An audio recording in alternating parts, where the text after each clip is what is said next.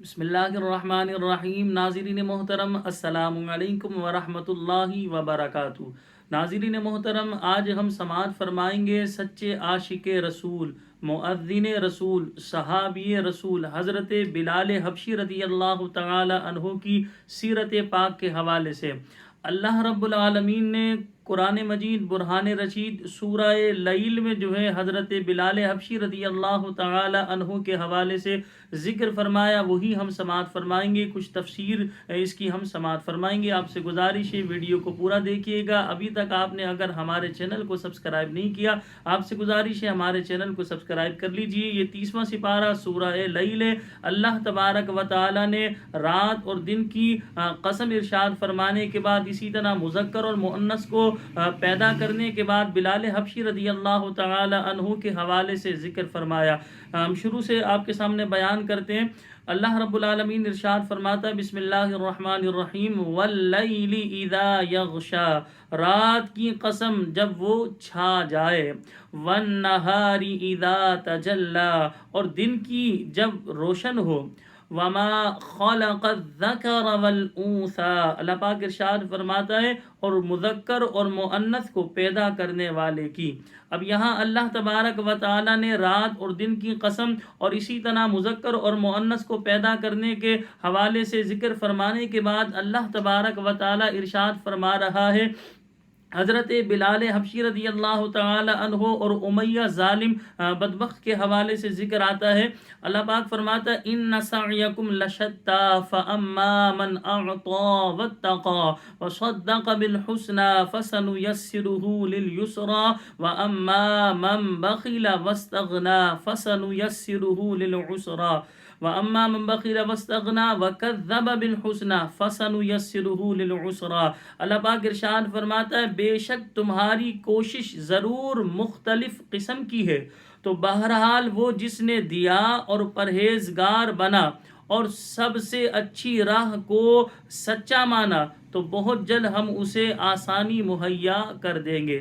اب یہاں پر آپ ذرا دیکھیے کہ جو بے شک تمہاری کوششیں ضرور مختلف ہیں، یعنی حضرت بلال حبشی رضی اللہ تعالیٰ عنہ کی دین اسلام کی سربلندی کے لیے کوشش تھی، امیہ ظالم کی دین اسلام کو معاذ اللہ ڈھانے یا دین اسلام کی بدنامی کے حوالے سے کوششیں تھیں۔ تو بہرحال وہ جس نے دیا اور پرہیزگار بنا اور سب سے اچھی راہ کو سچا مانا، تو بہت جلد ہم اسے آسانی مہیا کر دیں گے۔ اور جس نے بخل کیا، کنجوسی کی، اللہ کی راہ میں نہ دیا، اور بے پرواہ بنا اور سب سے اچھی راہ کو جھٹلایا، جو سب سے اچھی راہ ہے دین اسلام کی، اسے جھٹلایا، تو بہت جلد ہم اسے دشواری مہیا کر دیں گے۔ اب اس آیت مبارکہ کا، یعنی جو آیات میں نے آپ کے سامنے بیان کی، اس کا پس منظر سماعت فرمائیں، شان نزول سماعت فرمائیں۔ امیہ بن خلف حضرت بلال حبشی رضی اللہ تعالی عنہ کو، جو کہ امیہ بن خلف کی غلامی میں ہی تھے حضرت بلال حبشی رضی اللہ تعالی عنہ، اب جو ہے امیہ ظالم بدبخت جو ہے حضرت بلال رضی اللہ تعالی عنہ کو دین اسلام سے منحرف ہونے، یعنی دین اسلام سے ہٹنے کے حوالے سے مجبور کرنے لگا۔ اب اس مجبور کرنے میں اس نے کیا کیا، حضرت بلال حبشی رضی اللہ تعالیٰ عنہ پر ظلم کے پہاڑ توڑے۔ جیسے آپ کی قمیض مبارک کو اتار کر آپ کو زمین کے، یعنی کہ پیٹ کے بل لٹا کر جو ہے آپ کی جسم مبارک پر کوڑے مارے جاتے، آپ کے جسم پر بڑے بڑے پتھر رکھ دیے جاتے، یعنی الغرض آپ کو طرح طرح کی تکلیفیں دی جاتی اور کہا جاتا دین اسلام سے پھر جاؤ، دین سے پھر جاؤ۔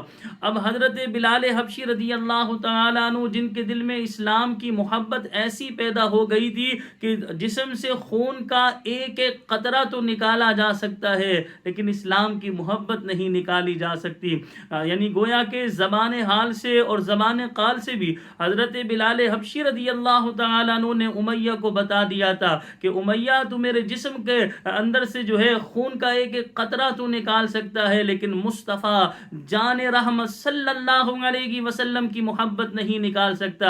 امیہ ظالم سن لے, تو میرے جسم سے میری جان تو جدا کر سکتا ہے لیکن اسلام کی محبت جدا نہیں کر سکتا.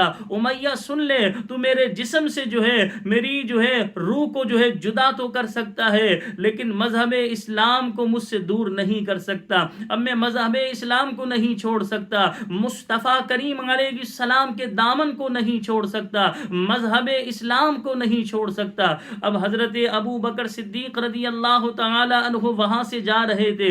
حضرت بلال حبشی رضی اللہ تعالی عنہ جنہوں نے اسلام ابھی قبول کیا تھا, امیہ ظالم بدبخت جو ہے ان پر ظلم کے پہاڑ توڑ رہا ہے, انہیں جو ہے چت لٹا کر جو ہے پیٹ کے بل لٹا کر ان پر کوڑے مارے جا رہے ہیں, بڑے بڑے پتھر رکھ کر ظلم کے پہاڑ توڑے جا رہے ہیں. حضرت ابو بکر صدیق رضی اللہ تعالی عنہ کو جو ہے یہ گوارا نہیں ہوا. آپ نے کہا اے بدبخت, صرف اسلام قبول کرنے کی وجہ سے اتنا ظلم.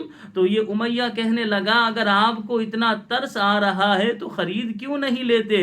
اللہ اکبر. حضرت ابو بکر صدیق رضی اللہ تعالی عنہ تمام صحابہ کرام علیہم الرضوان میں جو سب سے افضل ذات ہے, اللہ تبارک و تعالی نے جنہیں رسول پاک کی سچی محبت دی, اسلام کے لیے اپنی جان مال کی بازی لگا دینے والی ہستی نے کیا ارشاد فرمایا. امیہ سے کہا بتاؤ کتنے میں بلال کو بیچتے ہو. امیہ نے ایک بھاری جو ہے قیمت بیان کی, بہت گرا قیمت بتائی جاتی ہے کہ بلال کے لیے امیہ نے منتخب کی. حضرت ابو بکر صدیق رضی اللہ تعالی عنہ نے نبی کریم صلی اللہ علیہ وسلم کی محبت میں, مذہب اسلام کی محبت میں, اللہ تبارک و تعالی کی رضا کے لیے حضرت بلال رضی اللہ تعالی عنہ کو ایک بھاری قیمت میں جو ہے ایک گرا قیمت میں خرید لیا. جب حضرت بلال رضی اللہ تعالی عنہ کو خرید لیا, اب یہاں پر جو ہے اب ذرا غور کیجئے گا کہ حضرت بلال رضی اللہ تعالی عنہ کو جو ہے حضرت ابو بکر صدیق رضی اللہ تعالی عنہ نے خریدا.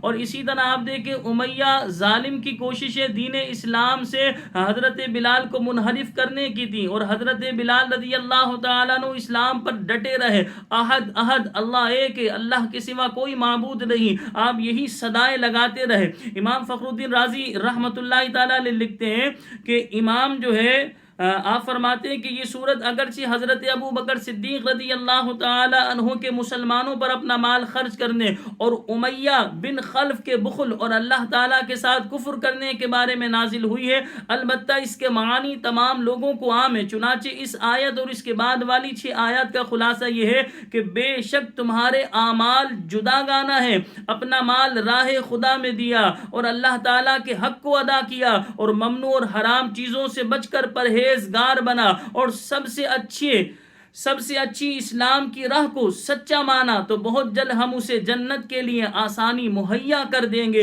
اور اسے ایسی خصلت کی توفیق دیں گے جو اس کے لیے آسانی اور راحت کا سبب ہو, اور وہ اسے عمل کرے اور وہ ایسے عمل کرے جن سے اس کا رب عز و جل راضی ہو. اور وہ شخص جس نے بخل کیا اور اپنا مال نیک کاموں میں خرچ نہ کیا اور اللہ تعالیٰ کے حق کو ادا نہ کیا اور ثواب اور آخرت کی نعمت سے بے پرواہ رہا اور سب سے اچھی اسلام کی راہ کو جھٹلایا, تو بہت جلد ہم اسے ایسی خصلت مہیا کر دیں گے جو اس کے لیے دشواری اور شدت کا سبب ہو اور اسے جہنم میں پہنچا دیں گے.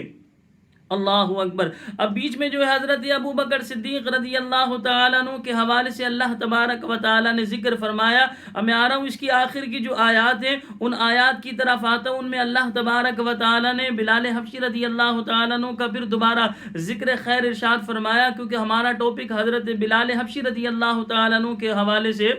جب حضرت صدیق اکبر رضی اللہ تعالی عنہ نے بلال حبشی رضی اللہ تعالی عنہ پر ظلم ہوتا دیکھا تو ایک گرہ قیمت میں حضرت بلال کو خرید لیا. اب جب حضرت بلال رضی اللہ تعالی عنہ کو خرید لیا تو لوگوں نے یہ کہنا شروع کر دیا کہ ابو بکر جو تجارت میں بہت ایکسپرٹ تھے, ماہر تھے, اتنی گرہ قیمت میں تو بہت سارے غلام آ جاتے, اور یہ تو حبشی غلام ہے تو ہم کثیر غلام خرید لیتے. تو لوگوں نے یہ کہنا شروع کر دیا کہ شاید حضرت ابو بکر صدیق رضی اللہ تعالیٰ عنہ پر بلال نے کوئی احسان کیا ہوگا، جس احسان کو صدیق اکبر نے آج ادا کر دیا۔ اللہ اکبر، لوگ یہ باتیں بنانے لگے، ایسی باتیں کہنے لگے کہ اب ہمارے معاشرے میں بھی یہی ہوتا ہے، بعض دفعہ ہم نیکی کا کام کرتے ہیں، لوگ جو ہے اسے دوسرا رنگ دینا شروع کر دیتے ہیں، تو ایسے موقع پہ ہمیں بھی گھبرانا نہیں چاہیے۔ یہ آج کی پیدا نہیں بلکہ یہ برسوں سے ہوتا ہوا آ رہا ہے۔ بس ہمیں اپنی نیت کے بارے میں غور و فکر کرنا چاہیے کہ میں نیکی کا کام کر رہا ہوں اس خالق کائنات، اس ارض و سما کے مالک کے لیے کر رہا ہوں یا دنیا والوں کو دکھانے کے لیے کر رہا ہوں۔ بس ہمیں اس حوالے سے غور و فکر کرنا چاہیے،